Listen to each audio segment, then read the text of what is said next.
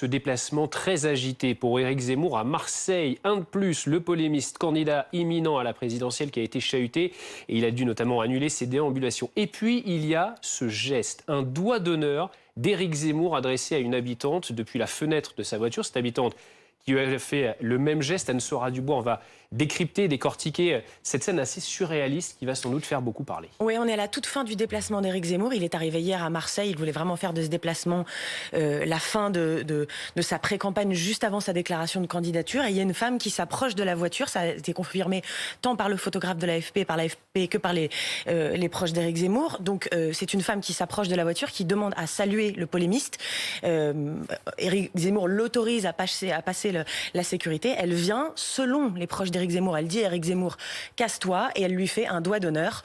Selon le photographe de l'AFP, il n'a pas entendu en tout cas ce mot prononcé par cette femme. Elle fait un doigt d'honneur, Éric Zemmour lui répond et selon le photographe de l'AFP présent sur place, il accompagne ce geste de cette déclaration et bien profond. À ses côtés, il y a Sarah Knafo qui est sa première conseillère politique qui éclate de rire, rapportent nos confrères de l'AFP depuis la voiture. Donc cette scène, cette image va rester. Elle finit un déplacement qui a été très difficile, très compliqué pour Éric Zemmour, et d'autant plus qu'on est à quelques jours seulement de sa déclaration de candidature. Donc cette photo, c'est comme ça qu'il va démarrer sa campagne officielle en quelque sorte.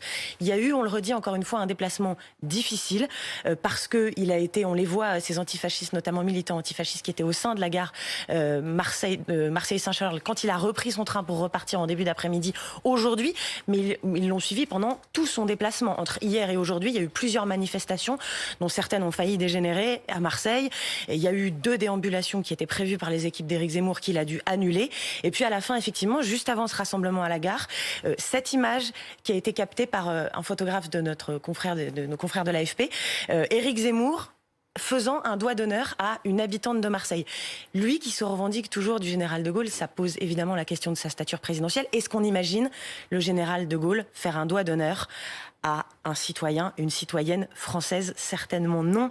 En tout cas, c'est un vrai problème, oui, de stature présidentielle. C'est pas la première fois d'ailleurs que la question se pose. Souvenez-vous, au salon Millipol, salon sur la sécurité intérieure, il avait brandi une arme bien que non chargée en direction de journalistes. Et à ce moment-là déjà, certains observateurs politiques, certains commentateurs avaient dit mais ça n'est pas de l'attitude d'un aspirant président de la République. Donc voilà cette image d'Éric Zemmour qui vient clore une séquence difficile pour lui parce qu'en plus, il est à la peine dans les sondages après une ascension quasi ininterrompue pendant plusieurs semaines, un déplacement difficile et à la fin cette image, Éric Zemmour qui depuis la fenêtre de sa voiture fait un doigt d'honneur à une habitante marseillaise. On vous précise que puisque toutes ces déambulations ont été annulées depuis hier, c'est en réalité le seul échange qu'il a eu avec un habitant, en l'occurrence une habitante de Marseille.